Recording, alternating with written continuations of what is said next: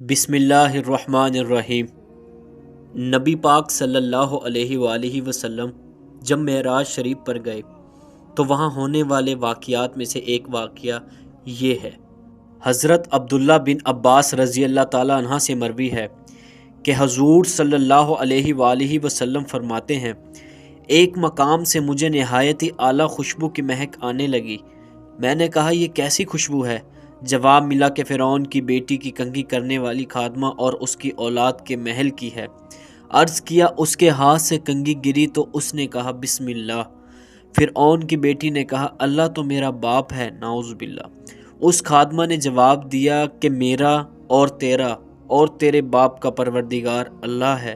فرعون کی بیٹی نے کہا کیا میرے باپ کے علاوہ تیرا کوئی اور رب ہے؟ اس نے کہا میرا اور تیرا اور تیرے باپ کا رب ایک ہے۔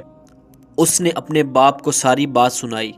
فرعون نے اس خادمہ کو بلایا اور کہا کیا تم میرے سوا کسی کو رب مانتی ہو؟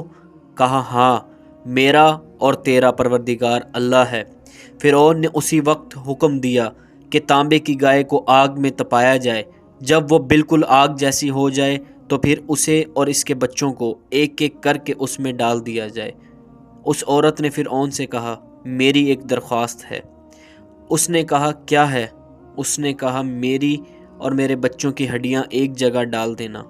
فرعون نے کہا اچھا، تیرے کچھ حقوق ہمارے ذمہ ہیں اس لیے یہ منظور ہے۔ بعد میں فرعون نے حکم دیا کہ ایک ایک کر کے اس کے بچوں کو آگ کی اس گائے میں ڈال دو۔ جب دودھ پیتے بچے کی باری آئی، فرعون کے سپاہیوں نے جب اس بچے کو چھینا تو وہ گھبرائی، تو اللہ تعالیٰ نے دودھ پیتے بچے کو گویاہی عطا فرمائی۔ اس نے اپنی ماں سے کہا امی جان افسوس نہ کریں، ہم حق پر ہیں۔ وہ لوگ اس واقعے سے عبرت حاصل کریں جو پیسے کی خاطر بے دین، مشرک اور کافر ہو جاتے ہیں۔